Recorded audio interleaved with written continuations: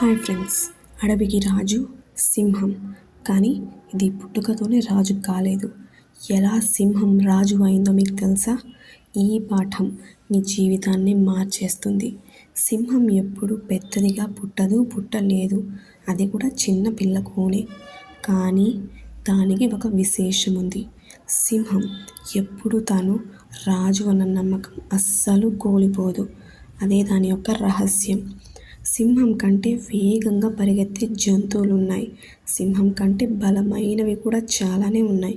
కానీ సింహమే ఎందుకు రాజు? ఎందుకంటే అది భయపడదు కాబట్టి, అది వెనక్కి తగ్గదు కాబట్టి, అది తన లక్ష్యంపై దృష్టి తప్పదు కాబట్టి.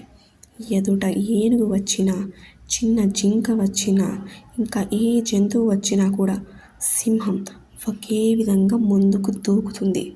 మనం జీవితంలో కూడా అలాగే మనకంటే తెలివైన వాళ్ళు, మనకంటే బలమైన వాళ్ళు, మనకంటే డబ్బు గల వాళ్ళు ఎప్పుడు ఎప్పుడు ఎప్పుడు ఉంటారు. కానీ విజయం ఎవరిదంటే దిగులు పడకుండా, ఆగకుండా ముందుకు పోయేవారిదే. సింహం జంగల్లో రాజు అవ్వడానికి కారణం దాని బలం కాదు, దాని మనస్సు. మీరు కూడా రాజులా జీవించాలంటే బలం కంటే మనోధైర్యం పెద్దది, ఇంకా భయం కంటే నమ్మకం ఇంకా పెద్దదని గట్టిగా నమ్మండి.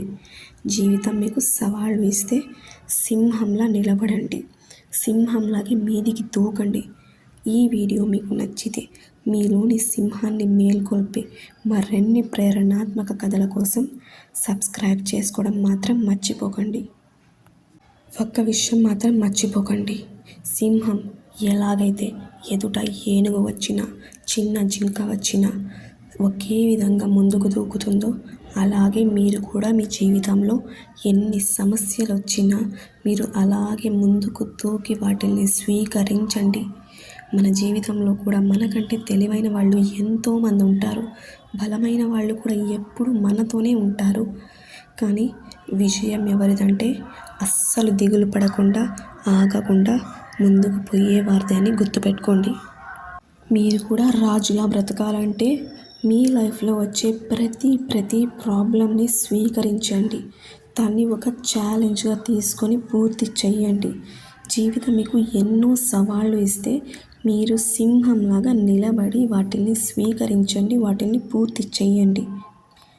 మీరు కూడా రాజులా జీవించాలంటే బలం కంటే మనోధైర్యం పెద్దదని గట్టిగా నమ్మండి. మీకున్న భయం కంటే మీ నమ్మకమే పెద్దది అని గట్టిగా నమ్మండి.